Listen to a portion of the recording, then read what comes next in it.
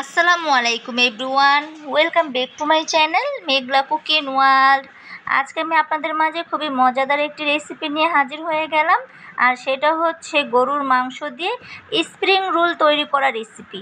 চলুন তাহলে দেখে নেই গরুর মাংস দিয়ে স্প্রিং রোল তৈরি করতে আমাদের কি উপকরণ লাগতে পারে। এই যে দেখুন, স্প্রিং রোল তৈরি করার জন্য আমি এখানে 1 পা গাজর গ্রেট করে নিয়েছি। 1 কেজি গরুর মাংস আমি কিমা করে নিয়েছি বেশি করে পেঁয়াজ কুচি, আর নিয়েছি বেশি করে কাঁচামরিচ কুচি, আর এখানে নিয়েছি পরিমাণ মতো আটার মধ্যে দিয়েছি স্বাদ মতো লবণ, আর দিয়েছি পরিমাণ মতো সয়াবিন তেল। এখন অল্প অল্প পানি দিয়ে খুব সুন্দর করে আটাটা মেখে নিতে হবে। আটাটা আমাকে মেখে দিচ্ছে আমার এক পরিচিত আপা আছে, তাকে বললাম আপনি একটু আটাটা মেখে দেন। আর আমি এখানে স্প্রিং রোলের পুরটা তৈরি করে নিচ্ছি। স্প্রিং রোলের পুর তৈরি করার জন্য আমি কিন্তু প্যানে পরিমাণ মতো সয়াবিন তেল দিয়েছি। তারপর দিয়ে নিলাম গোটা দারুচিনি, এলাচ এবং 2টো ছোটো দিকে তেজপাতা। এইগুলো তেলের সাথে নাড়াচাড়া দেওয়ার পর দিয়ে নিলাম আমি বেশি করে পেঁয়াজ কুচি। স্প্রিং রোলে কিন্তু পেঁয়াজের পরিমাণটা একটু বেশি দিলেই সব থেকে ভালো হয়। তারপর আমি দিয়ে নিলাম বেশি করে কাঁচামরিচ কুচি। যারা ঝাল খেতে বেশি পছন্দ করেন তারা এখানে ঝালের পরিমাণটা একটু বাড়িয়ে দিবেন, আর যারা দেখা যায় আরও কম খেতে পছন্দ করেন তারা কাঁচামরিচ কুচি আর একটু কমিয়ে দিবেন। তারপর দিয়ে নিলাম পেঁয়াজের উপরে আমি 1/2 টেবিল চামচের মতো আদা রসুনের পেস্টটা দেওয়ার পর পেঁয়াজটা আমি আবারও ভালো করে একটু নাড়া দিয়ে নিচ্ছি। এখন কষাবো, সেজন্য আমি পেঁয়াজের উপরে দিয়ে নিলাম পরিমাণ মতো কিছুটা পানি। আর এখন আমি সব ধরনের গুঁড়া মশলাটা দিয়ে নিব। প্রথমে আমি দিয়ে নিলাম স্বাদ মতো লবণ, আর দিয়ে নিচ্ছি পরিমাণ মতো আমি লাল মরিচের গুঁড়ো। এখন দিয়ে নিচ্ছি পরিমাণ মতো হলুদ গুঁড়ো। সব ধরনের গুঁড়া মশলাটা দেওয়ার পর এখন আমি খুব ভালো করে একটু নাড়াচাড়া দিয়ে মশলাটা একটু ভালো করে কষিয়ে নিব। তো এই যে দেখুন, মশলাটা আমার ভালো করে কষানো হয়ে গেছে। এখন আমি এই কষানো মশলার উপরে দিয়ে নিচ্ছি আগে থেকে কিমা করে নেওয়া গরুর মাংসগুলো। তারপর আমি দিয়ে নিলাম গরুর মাংসের উপরে গ্রেট করে নেওয়া গাজরটা হচ্ছে স্প্রিং রোলের জন্য অপশনাল, চাইলে দিতেও পারেন আবার নাও দিতে পারেন। তবে দেখা যায় গাজরটা স্প্রিং রোলে দিলে ভালো লাগে খেতে, সেজন্য আমি দিয়ে নিলাম। যাদের কাছে গাজরটা খেতে ভালো লাগে না তারা স্কিপ করতে পারেন। তো যাই হোক, এখন আমি এই তো মাংসর সাথে গাজরটা খুব ভালো করে মিশিয়ে একটু নাড়া দিয়ে দিচ্ছি। এই কিমাটা কিন্তু আমার একদম ভাজা ভাজা করে ফেলতে হবে।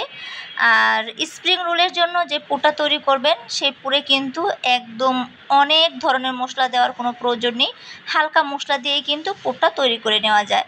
তো পুরটা আমার তৈরি করা হয়ে গেছে। আর এই যে আপাকে বলেছিলাম আমার আটাটা একটু মেখে দিতে, তো আপা আবার অন্য কাজে চলে গেছে, আমি আবার একটু ভালো করে আটাটা মেখে নিলাম।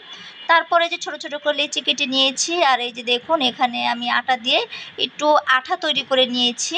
তো এখন আমি একটা লিচি নিয়ে নিলাম, তারপর এটা দিয়ে আমি এখন গোল করে একটা রুটি বেলে নিব। আমি কিন্তু স্প্রিং রোলের জন্য 3টা রুটি বেলে নিব, আর 3টা রুটি কিন্তু আমি সমানভাবে বেলবো না, ছোট বড় করে 3টা রুটি আমি বেলে নিব।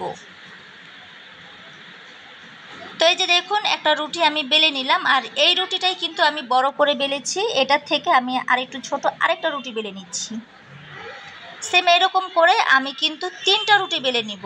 এই যে দেখুন, এখন আমি প্রথম যে বড় রুটিটা বেলে নিয়েছিলাম সেই রুটিটা আমি আবারও পিঁড়ির উপরে রেখে রুটির চারো সাইডে আমি খুব ভালো করে তেল ব্রাশ করে নিয়েছি। তেল ব্রাশ করে নেওয়ার পর রুটির উপরে আমি ছিটিয়ে অনেকগুলো আটা দিয়ে নিলাম।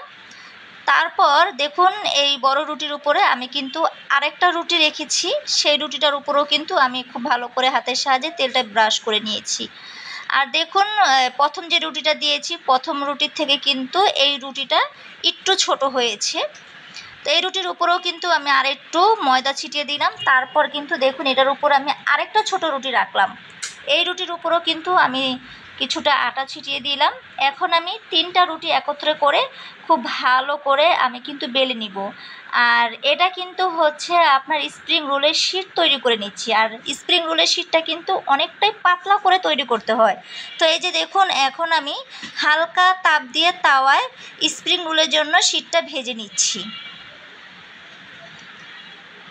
আপনাদের কাছে একটাই অনুরোধ, যারা এখন আমার চ্যানেলটি সাবস্ক্রাইব করেননি তারা প্লিজ দয়া করে আমার চ্যানেলটি সাবস্ক্রাইব করে দিয়ে আমার চ্যানেলের পাশেই থাকবেন। যারা অলরেডি আমার চ্যানেলটি সাবস্ক্রাইব করে দিয়েছেন তাদেরকে অসংখ্য অসংখ্য ধন্যবাদ এবং আমার অন্তরস্থল থেকে অনেক অনেক দোয়া এবং অফুরন্ত ভালোবাসা রইল। তো এই যে দেখুন, স্প্রিং রোলের জন্য আমি যে শীটটা ভেজে নিয়েছিলাম, একত্রে 3টা রুটি বেলেছিলাম। তা আলতো হাতে টান দিয়ে আমি কিন্তু রুটি 3টা আলাদা করে নিয়েছি, মানে শীটটা। এখন দেখুন, একটা স্কেলের সাহায্যে শীটটা আমি 4 কোণা করে কেটে নিচ্ছি।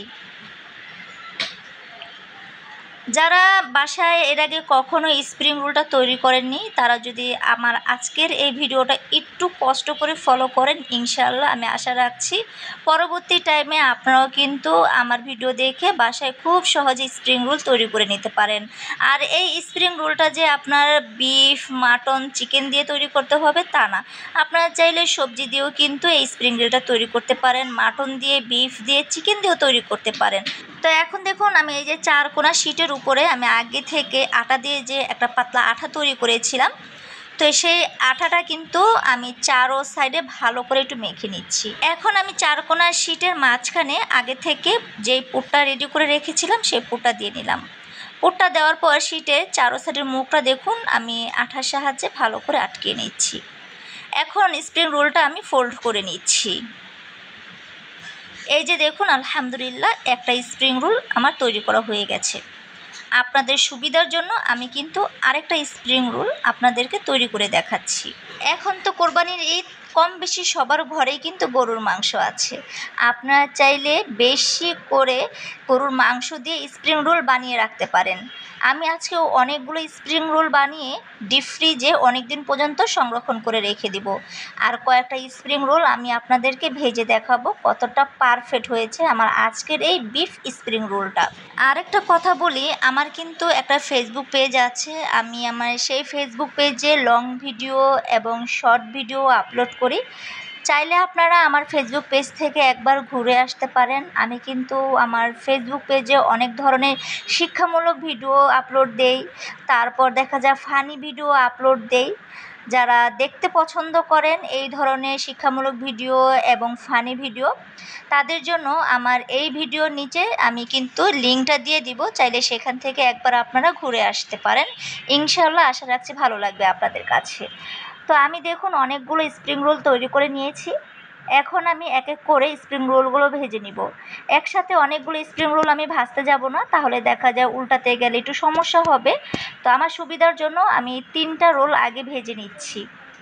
তো রোলের এক পাশে দেখুন একটু কালার চলে আসছে, আমি কিন্তু একটু উল্টিয়ে নিচ্ছি। এই রোলটা কিন্তু যখনই ভাজবেন চুলার জালটা একদম মিডিয়াম টু লো আঁচে রেখে ভাজবেন। যদি চুলার জালটা একদম বাড়িয়ে রোলটা ভাজতে যান তাহলে কিন্তু উপরটা একদম পুড়ে যাবে, মানে কালার চলে আসবে আর ভিতরে দেখা যায় কাঁচা থাকবে, খেতে ভালো লাগবে না। সেই জন্য উল্টিয়ে পাল্টিয়ে চুলার জালটা কমিয়ে রেখে তারপর স্প্রিং রোলটা ভেজে নিতে হবে। তো এই যে দেখুন, আমার কিন্তু স্প্রিং রোলগুলো ভেজে নেওয়া হয়ে গেছে।